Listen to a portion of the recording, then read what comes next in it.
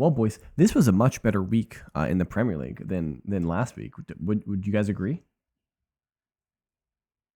No. Oh yeah. This is Red Card Radio.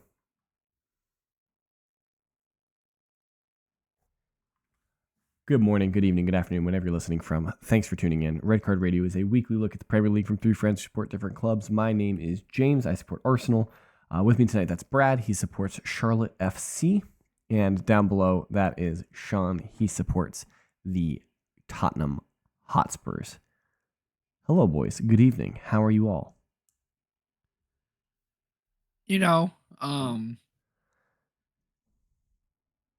Beer's still almost full, so Oh, is not there yet. I will be. Is it going to be not full after we're done talking about Chelsea tonight?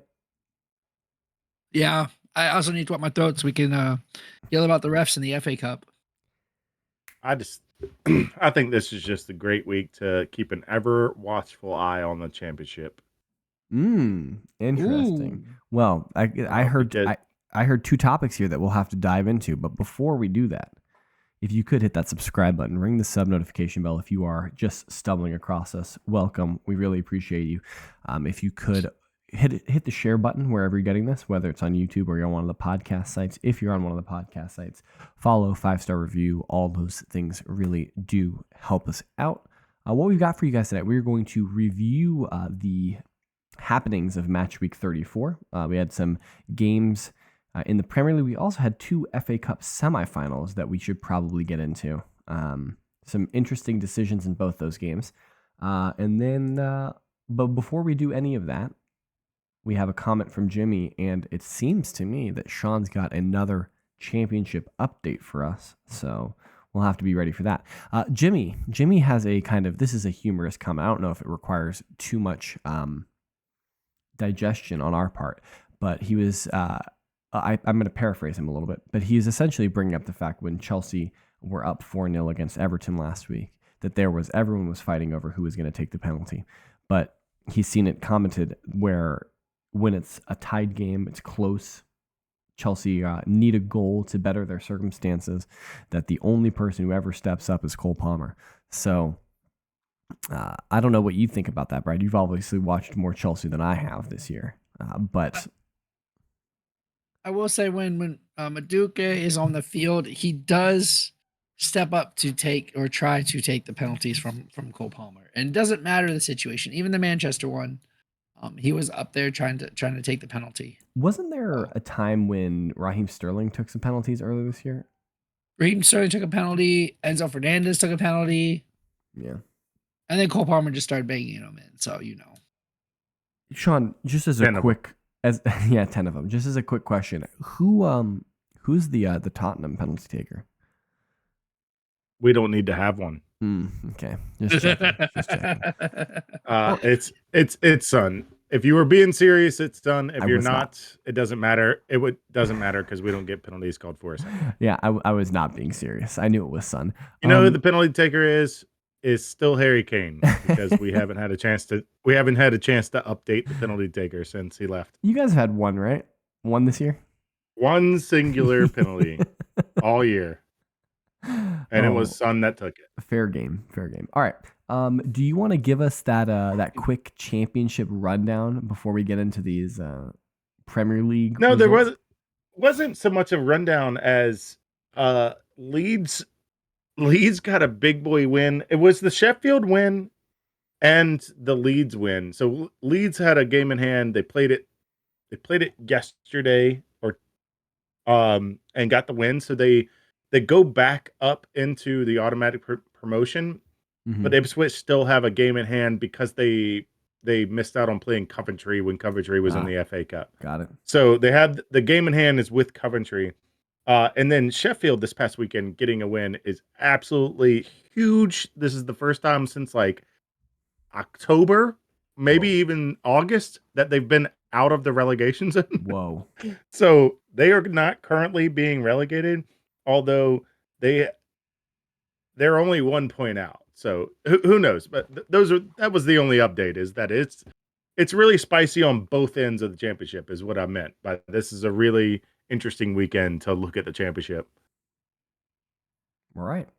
Brad, why don't you talk to us about this Manchester City Chelsea FA Cup semifinal match from Wembley on Yeah, Saturday? Just for we were context, robbed. Manchester City win the game 1-0, and Chelsea were robbed. Breaking news here on first from Hold Red on. Card Radio News desk. we we were kind of robbed. Kind of just couldn't finish our chances. Nico had a stinker of a game. Not a stinker of a game. Nico had a stinker in front of goal, and that's what a striker is supposed to do. Every other part of the game, he was on it. He was link up. He was dropping back, runs to stretch the defense. He just couldn't put the ball in the back of the net. With like 3 or 4 different chances.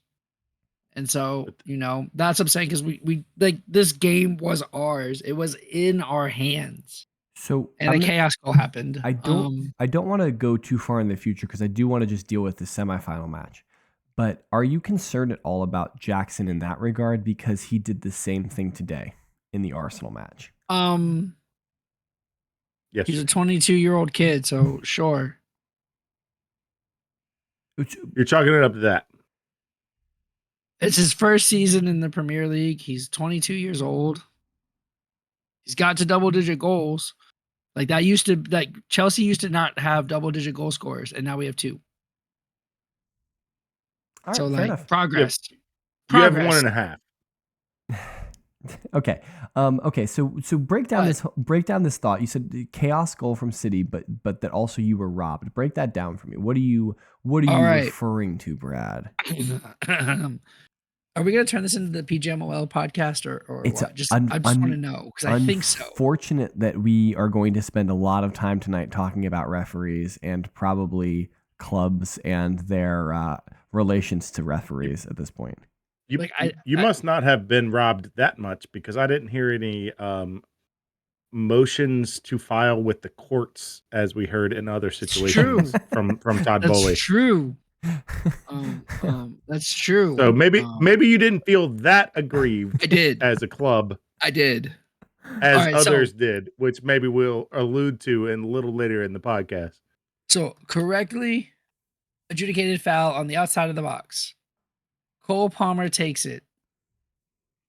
Hits Jack Grealish clear in the arm. And it's not like he was like jumping up and like his hands are here, like into his body. And like, no, homie's arm was up here on his friend's shoulder, jumps up, has his arm out as the ball's coming to him, drops it down and hits it. I heard... Not only was this not called a handball, it was then given as a goal kick. Yes. That's the best part, that Michael Oliver gave a goal kick. It was given as a goal kick. Wasn't reviewed by VAR. If it was, I want to hear that tape too. I'm on this Nottingham Forest train. Let's get the tape out there. Oh, man. You know what, MLS? Hey, you know what? Shout out to MLS. You know what they have to do now? The refs have to explain their VAR decision. They can't just go and point. Nope, they got to tell you why that decision happened. Yeah. MLS has made some good rule adjustments. They've also if a player, if you go down for more than like 10 seconds, you have to be off the pitch for 30 seconds or something like that. Like 2 minutes. Oh, it's 2 minutes. That's egregious. 2 minutes. And if you take more than 10 seconds getting off the field for a substitution, it's a minute. But hey, you know what? I was at the Charlotte game this week. Guess what didn't happen? Dawdling, rolling on the ground, unless you were actually hurt and got hit in the head. Anyway, well, that I'll have to watch. I'm not going to actually watch any DC United, but we'll have to see what the consensus report is afterwards. Okay, when I first saw the penalty incident with Jack Grealish, my first thought was, oh my, like that's an awful wall. That wall, split like the Red Sea, so there was a perfect opportunity. Sorry for punching my microphone. And so. That's a terrible wall. I'm sure Pep was not pleased about it. And I wasn't sure if the ball hit Grealish in the chest and then kind of moved into the arm first. And then I watched it more and his arm is so high and then he brings it down. I've heard people speculating that it's possible that maybe the referee's claim is that he was bringing his arm down to make himself, like he was trying to make himself less big. He was actively trying to make himself less big. And so it was an accident that his hand hit the ball, and yeah, that one. Look at the you can't even say it with a straight face. I'm not trying to. I'm not trying to defend that because it was the wrong call in my opinion. It was just wrong. I was trolling you in our text messages when I said it wasn't a penalty. That was a stone cold. That's a stone cold handball. And the fact that cold handball. The fact that it wasn't even like they didn't even tell Michael Oliver to go take a look at it. Like that's kind of the issue that I have with VAR a little bit is like they only send the referees over to look when they're sure and they know definitively what the call is going to be. They don't give the referee a chance to look at a play again slower with like more context. Like that would be nice. And yes, it slows down the game, but there's nothing you do about it. Right. Like if it's properly adjudicated. And then it was a goal kick. Yeah. Like that was the worst of all. Yeah. But here's the thing. If it's not hit by Grealish, that's going in. I'm not sure you can say that. I think that's sneaking in the inside of the post. I don't know. I think it is. It was close enough that deflection took it off its path. Certainly. I would agree. It was deflected, obviously. And I don't think Ortega gets there. But so that's how we were robbed in this game. I think you have plenty of cause to feel robbed as well. If we turn our attention to Sunday though on the FA Cup, do you feel like Coventry have more cause to feel robbed than you do? I think both do, but I am here to support Coventry's case over Chelsea's case. So context in this game also important. Manchester United go up 3-0, I believe, in this match. And Coventry are able to fight back. They force extra time. And in the 120th minute of extra time, they score.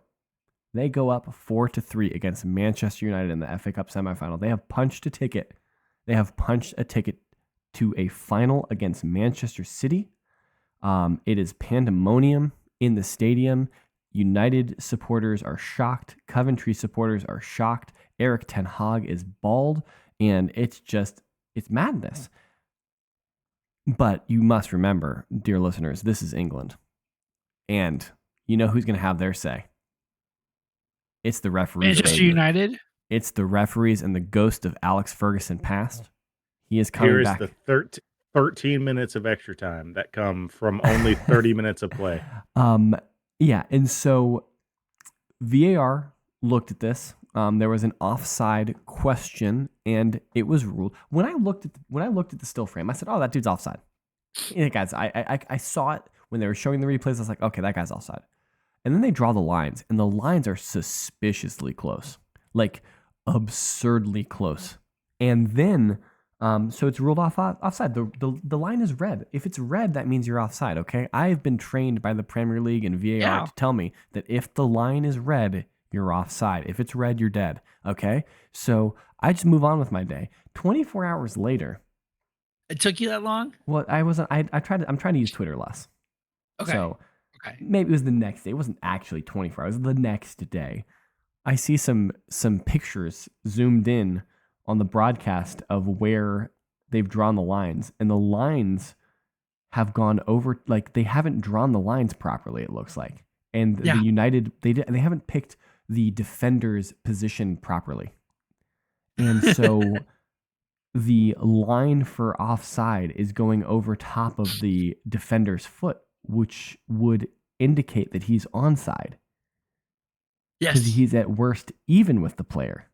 Yes. So Coventry probably had a perfectly legitimate goal ruled out by VAR and then go on to lose in the penalty shootout. Yes. You know what? I got my tinfoil hat on. Like all of these coincidences wouldn't feel so coincidental if they didn't always favor a Manchester team, right? So I'm saying the FA and the PGMOL or a northern team, like they seem to always not favor the London team. The FA and the PGMOL saw the perfect opportunity for a never has happened game. The Manchester Derby has never happened for the FA Cup. Except the last one. The last Except final. The last one that just happened. No, that was the League Cup Oh, it was final. Newcastle. No. It was that was the League Cup final, though, right? Double check I'm pretty sure the FA Cup final last year was Manchester United versus Manchester City. The League Cup was United, and you're correct, sir. The Battle of the Uniteds was the FA Cup final. Yeah, but your point is well taken, Brad. That it's at the same time, that's a big. Who wants to see? Let's think about this from the FA. I agree with you. What I'm about to say, I am one of them that is yes, I want to see that. But who wants to see Coventry City get smashed by a City? I mean, I don't care who gets smashed by City. United is going to get smashed by City. This is the magic of the cup, and you took it away. Look, I got a Dave Chappelle quote. Okay. Even if he hey, I don't think he did it. I think he was on sides. But even if he wasn't, yeah, that's a moment you ripped from history. It was a beautiful moment. This they were dead. Coventry were dead. They were down 3-0 in the FA Cup final to the biggest team in England, to the most prestigious team with the largest fan base, with the most real money. And they come back and they fight back and they draw the game and they win the game. But then they didn't win the game. It's just it's such a travesty. It's so bad. That's what I meant by it would be so much less suspicious if it didn't always favor the same part of the country. It's just it's awful, man. And I'm including you too, Liverpool and Everton. Well, and back. It is back. And Newcastle. What was it? It was Saturday, Sunday. Sorry. It was It was Saturday, Sunday, and then we had the rest to talk about. I mean, there were some, which leads us into an inquest into a Southern club, a Southern fan referee, possibly, allegedly. Yeah, there has been an inquest by Nottingham Forest into the PGMOL and the FA over an alleged referee that is a Luton Town fan. Yeah, he was who had some the VAR apparent alleged vested interest in Everton winning the game against Nottingham Forest. Yeah, this is a weird one. So this is and they have thrown around some wild claims, by the way, recklessly wild by Nottingham Forest. I am here for it. We stand with Nottingham Forest. I'm making that as a bold statement. Whoa! Not as a podcast. Hold on. Yep. Not as a full. We do not have a full. No. We should vote. Yep. We should vote on it right now. We're voting on this. You guys are voting to, as a podcast, stand. There is full stand corruption at all levels of the FA and the PGMOL to screw Nottingham Forest in particular. You know what the best part about having 3 people is? We're going to have a majority vote. We're going to have a majority vote. I'm voting no, because this is not the stance I want to take. No, all of those in favor of supporting Nottingham Forest in this? Yeah, so the context here that I would like to lay out is not that I have laid out all of what they claim. Yeah, okay. So here's what happened in the match. Nottingham Forest feel like they should have had 3 penalties given to them in this match that VAR declined to award. Declined to even have the referee take a second look. Now the claim is that the VAR was a Luton Town fan who has a vested interest in seeing Forest drop points in order to help Luton Town stay up. That's the theory, right? Yes. And so apparently, so a couple weeks ago, maybe a month or 2 ago, Nottingham Forest hired Mark Clattenburg. Mark Clattenburg, former English Premier League referee, former best English referee in the country, right? After Howard Webb, it was Mark Clattenburg, right? He used to do Champions League games all the time. I think I may be wrong, but doesn't Mark Clattenburg have a World Cup final as well? Because England wasn't in it. I think an incredible English referee. Yeah, I think Mark Clattenburg is widely regarded as a very, very good referee. And so they hired him. and they hired him to kind of, I don't know, like advise the club around refereeing and referee decisions and who these referees are, because he knows all of them. They're all buddies. But apparently, he called up Howard Webb before the match and was like, "Look, you can't have this guy as the VAR. He's a Luton Town fan. You can't do this." And Howard Webb declined to do anything, ignored him, and then That's not a rival. and now we have the situation where Nottingham Forest feel that they have been aggrieved in these three specific points. And so, do any of you guys have the specific quote pulled up on Twitter? Can any of you guys pull that up? From Forest? The tweet from Forest that came out. I got you. I was ready for this. Oh, you were? Okay, thank you, Brad. Read it for us. This is what I do on the pod. I am the researcher. All right. 3 extremely poor decisions. 3 penalties not given, which we simply cannot accept. We warned the PGMOL that the VAR is a Luton fan before the game, but they didn't change him. Our patience has been tested multiple times. Nottingham Forest Football Club will now consider its options. What your options? Consider its options. Or what are your options? Thought that when I read that the first time, I thought mafia. We will now consider our options. I thought it was a parody account. You did? We will so I at first. The old like, concrete. This is funny. Toss it in the river. I'll repost this. You will be at the bottom of the Thames by the end. The Thames by the time we're done with you. This was such an unhinged message. I was like, okay, where? Like, I had to click on it to find out. Like, click on the account to find out it was the real Nottingham Forest, and it wasn't the Nottingham Forest parody. Like, I was shocked. Now they wanted to post this at halftime. What? That's come out now. That the owners and like the managers were all 3 of the agrees. It was all 2. 3 of the agrees were in. It was 2. The third first? one happened in the 54th minute. But those 2 penalties that weren't called. And the social media person talked them off of the hill. It's like, no, we shouldn't post this. No, no, it's not worth it. No. And then the third one happened. He's like, screw it. Full send. Hit send. I think the owner came down and said, "Give me the phone. Give me the phone now. I need the account info right now." He just Donald Trumped it and just ripped one.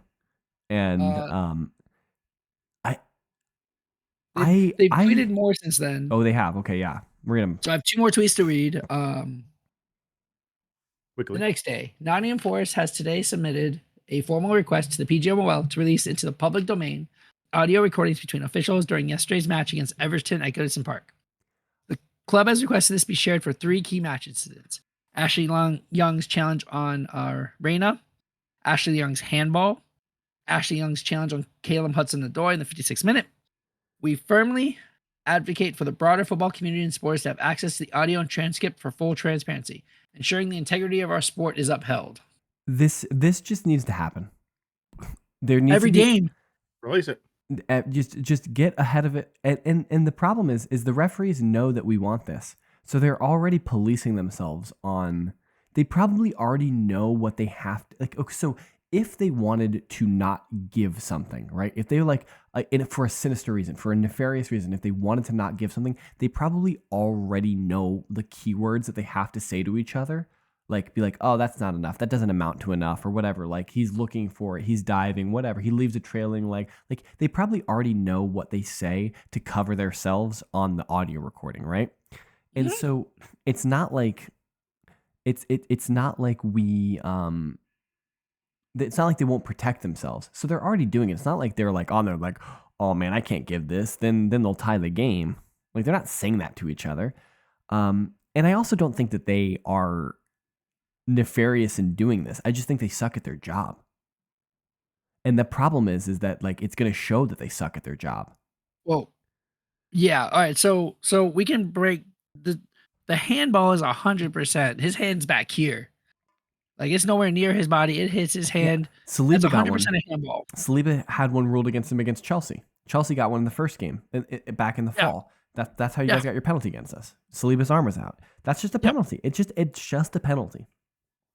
The Caleb Hudson-Odoi tackle was egregious.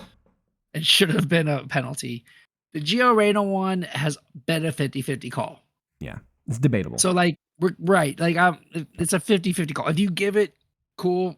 Yes, that's a penalty. You didn't give it. Okay, cool. there might not be enough there. I'm on board for that one. The other two, yeah, 100%.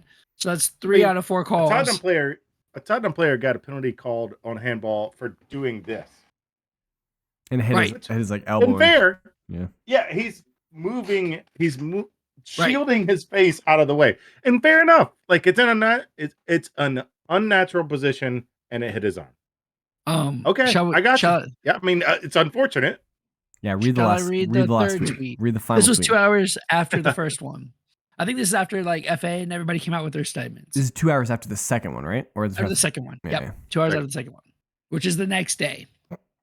Following yesterday's match at Everton, and Nottingham Forest issued a statement highlighting our concern at the perception of the PGMOL appointment of VAR for the game. This was an issue was raised with PGMOL prior to the fixture because of the fear of the side show that would ensue if anything went wrong with officiating in the game. That fear has materialized, as the correctness of 3 important decisions against the club have been called into doubt. This is not about individuals, but rather how the integrity of the game is seen. We know match officials do not allow outside factors to influence their decision-making, and that all referees are required to declare their allegiances to PGMOL. Allegiances. Sure, like I can't lie on that. To avoid any perceived conflict or harm to the game's reputation for integrity. However, it is clear PGMOL must amend its rule on allegiances to account for contextual rivalries in the league table, not just local rivalries. This is currently not within the criteria, but should be. Mere reliance on match officials to recuse themselves if contextual rivalries exist invites conjecture, as some have recused themselves where others have not. Nottingham Forest stands by its request for greater transparency around PGMOL appointments, further protect the game's reputation as intended in PGMOL's existing approach to allegiances.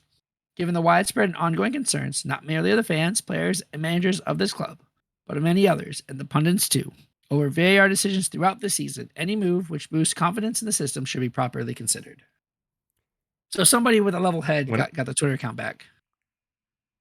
When I applied to be a referee with the PGMOL, I'm a Norwich fan all day, buddy. That's what I'm saying. Norwich fan. Nothing near London. I want to ref all the London games. But they're gonna know this. Do that? No, how do you look? If I'm from Manchester, I shouldn't be able to ref a Manchester game. Yeah, period. But the problem is what Forrest is saying there is that sure you shouldn't be able to ref a Manchester game. You probably also shouldn't ref a Liverpool game because right. Liverpool and United have this history. Wait, but also Arsenal are fighting against Liverpool and Manchester City for the title. Right. There's so many layers to unpack here. The problem is that if we are questioning whether or not the referees can be unbiased, then we can't have English referees. Bro, they ref for the UAE. We just can't. I know. There's Michael Oliver issues here too. Like, trust me, there's an issue here. And obviously the referees aren't policing themselves. We just need foreign refs. We can't have English refs in England because we can't trust them, is what it seems like, is what Forrest is saying. Because there's so many layers to unpack here that if you it seems to me almost impossible to find a situation where someone wouldn't be tainted in some way. Right. I'll give a slightly tangential American equivalent. So in American broadcasting, you traditionally were never allowed to admit allegiance. You would be barred from broadcasting, at least on a national level. Yeah. If you ever even hinted towards who you're rooting for. Yeah. And that was almost an unwritten rule. Maybe it was a written rule. I don't know. But I remember listening to the Mike and Mike show, Mike Greenberg and Mike Golick, where Mike Greenberg, an ever professional who went to Northwestern, admitted that he was from the city of New York and he was a Jets fan and was proud to say it on the radio and on TV, even though he knew what it meant of the Jets stink. But he was proud to say it. Finally, I can admit my allegiance. This has cleared the unwritten rule era, and I can say I am a Jets fan, and the Jets stink, and I could say it on national radio. And it feels like maybe the FA, the PGMOL refs should go back to that unwritten rule of just don't maybe don't admit it, or maybe admit it. Like maybe admit it's better, but still, you guys know what I'm saying. Like, Yeah. like you should have an unbiased thing there that buffers you from your fandom. Yeah, like I've never I umpired a lot of baseball when I was younger. And granted, this was Little League baseball. So it's like the stakes, there is no stakes in these matches. Right. And I'm not I don't care about one team over the other because it's not like my little brother is playing, right? Because I don't have a little brother. Right. Wait, so you know what I mean? But like there were some teams that I liked more than others because their managers were friendly, their players were friendly, other managers were mean to me, and like, like things like that. Like, right. So like you would, and you would see these teams over and over again throughout the season. And you'd just be like, oh crap, I got this team. And you'd be like, all right, whatever. But after the game started, you would just put that out of your mind because it's like, it doesn't matter if I dislike this guy and he knows I dislike him and he dislikes me and we mutually dislike each other. Like my job is just call balls and strikes. Like that's my job right now. So I'm just going to do it. And he's going to be mad at me and whatever. I don't understand why the referees can't just not be crap. These are supposed to be the best referees in England. This is the most profitable footballing league in the world, and they can't. And we just spent the last 30 minutes of this podcast complaining about referees. Like this is not what we want to be doing. Like we would have much rather talked about Brentford smacking Luton Town. No. Burnley smacking Sheffield. No. Loyal listeners, it was an absolutely boring week. There was no win less than 2 goals all week. That's wild. There was no close games at all. Besides the FA Cup. There was nothing to talk about. That's cool, Besides man. the FA Cup. Like there was a lot of teams just like getting the broom out and beating people up with it. But spicy one was Palace destroying West Ham, and we can't even talk about that. We don't have time for it because we had to spend so much time. Like I would just my one wish, my second wish for the 24-25 Premier League season after Arsenal winning the league, my second wish is that the Premier League referees just stop sucking. So that we can go through a season where we don't have referee controversy after referee controversy after referee controversy. Like we brought in VAR for this to go away. Like the reason why VAR was introduced into the game was to eliminate the human error, was to eliminate the controversy. And all it's done is made more. Yep. Now, do we think the automated, semi-automated offside is going to help this? Yeah, sure. I mean, I think semi-automated offside is great. But my bigger point is, what are the two common denominator? What's the common denominator between pre-VAR and post-VAR? PGMOL. It's the referees. They're just not fit for task. That's really what it boils down to, is they're just not good enough. Like, I don't know if they're just affected by the pomp of it all, the circumstance. I don't know, but they're just not good enough. And now we as like a collective, like enjoyers of football, like we have to sit here and be annoyed by it over and over and over again. And it's just like, every club should support Forest in this endeavor. Every club should do it, and they won't. And it'll be a shame because in 4 months it'll be Tottenham that need the support, and then 3 months after that it'll be Everton that need the support. And you know what I mean? Like there's always a point in the season where it's somebody else who is trying to do something with the referees, but they can't get the support of the clubs. And we have seen this song and dance many times before. Granted, Forest are being a lot more vociferous in this than we've ever seen before, which is good. And so the clubs now need to support them. But I just don't think they will. The FA has called Mark Clattenburg, Nuno Santos, and somebody else, a player, I think it was. To give their facts on the situation. Yeah, they want their observations. What's the observation is he's a Luton fan, and he called 3 penalties that he said no to 3 penalties that should have been penalties. Yeah, the observations are these 3 calls were wrong, and we're complaining about it, and we want to know why they're wrong. Yeah, or That's why the you think they're right, observation. because they're still wrong. And what because And the observation is, why are you so threatened by us calling you out on being wrong? that's the thing. They both FA and PGMOL were like, "You guys cannot question us." Yes, we. If you're telling me I can't question you, you know what I'm going to do? Question you. Question you even harder. Like, this is the whole, like, we have to support the referees because some kid in a park somewhere is going to beat up their Sunday league referee or something like that. Like, referees are under attack. Spare me with that, please. Spare me with Yes. that, please. This is Yeah. not if referees are being attacked in grassroots football, that's a bigger issue than Nottingham Forest tweeting about the Premier League referees. That and Nottingham Forest tweeting about it did not cause the knucklehead in the park on Sunday to attack a referee. That's not because Nottingham Forest did it. Yeah. Yeah. So, I don't know, Sean. Is there anything you want us to end with? Refs suck.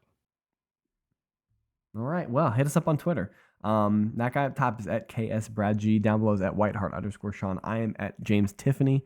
Collectively, we can be reached at redcard_radio. Email us at info.redcardradio@gmail.com. Come back tomorrow because we've got preview for the weekend coming up. And apparently, we missed one singular midweek game. Thank you, Joel. We'll make that prediction tomorrow. But until then, I hope you guys have a good evening. I hope you guys find your pitchforks and your torches because we're marching on the PGMOL headquarters after this. Until then, we will see you guys later. And that was not a threat. That's a joke, YouTube. It's a joke. It's a joke. Good night.